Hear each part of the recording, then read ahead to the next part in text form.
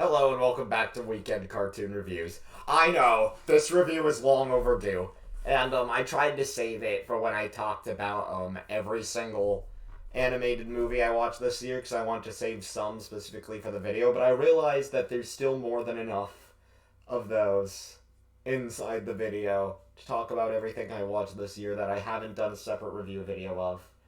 And so I decided, because I didn't think it would take this long, to make a review on Puss in Boots: The Last Wish. Okay. Puss in Boots: The Last Wish. I don't know what more is there to be said than what hasn't been said about this fucking awesome film already. I love everything about it. The characters are great, the villains shine through, and Disney, watch this movie, please. Disney, Pixar, we need villains back, please. Watch this video, and I guarantee you, it'll see why you guys need villains more than ever now. Not twist villains. They don't have to be twist villains. Just regular, standout villains. Yeah.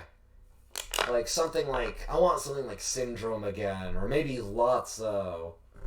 Or like Gaston, he's my favorite villain of all time. But enough about Disney.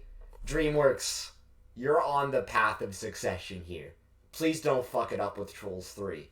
Please. The Bad Guys was good, and Puss in Boots: The Last Wish is awesome. I went into this film with no expectations at all, because I know what to expect from Puss in Boots. I did watch the first one and thought it was good, but I didn't know if it could really step up its game with this movie. But when the trailer came out, the animation style already impressed me, and I was like, maybe this movie will be really, really good after all. And I was pleasantly surprised, because I didn't think it would be this good. It was outstanding.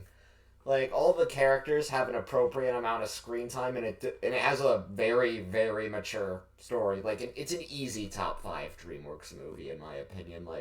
Every review has said the same thing, pretty much saying that this movie is really, really good. And now, we should dive into what this movie's about. You see, you have Puss in Boots on his way to get the wishing star because he wasted all 8 of his lives foolishly. And he has to deal with his fear of death, who is the wolf that everybody's talking about online lately and saying how he's the best character in the movie. And to be quite frank with you, while he is a good character, and he certainly terrified me, get ready, here's that controversial take that I usually have that people tell me on Discord. He's not my favorite character in the movie. But don't worry, I can already hear your keyboards going, why is Death not your favorite? It's Jack Horner, baby. Jack Horner is my fucking favorite character in this movie. He's just so funny. Every line he delivers is just perfect. Every time he appears on screen, he's ready to make me laugh, just bust a gut. I laughed so much throughout this movie in the theater, and I think my favorite part is when when Bog is like, whoa, you're not gonna shoot a puppy, are you, Jack? Yeah, in the face. Why? I don't know. That's just so funny to me. It's my favorite part of the movie. And yeah. I don't know what words to say, but I liked how Katie Softpaws has her own arc of not trusting anybody because of Puss not showing up at the wedding when they were going to get married.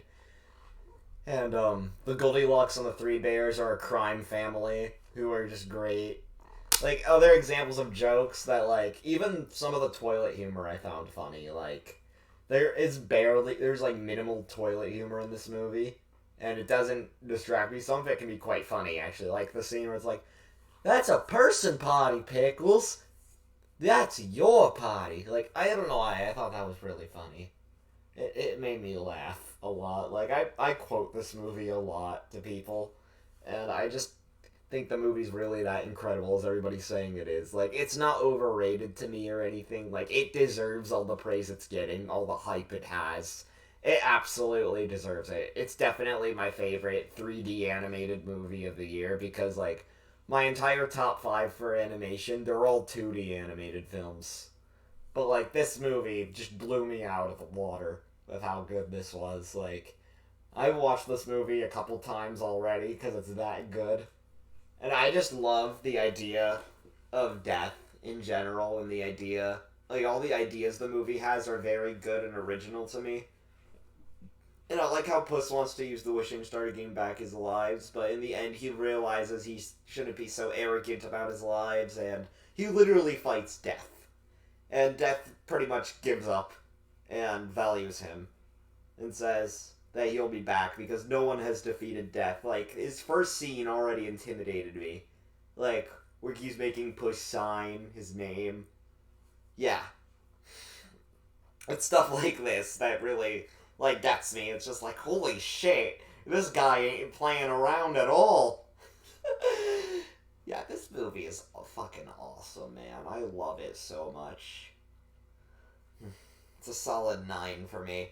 But honestly, there's just a part of it. There's only one thing I want to talk about that, like, I just didn't really understand, like, how Goldilocks basically says to the bears that she wants a new family, and then the bears cry, and then what?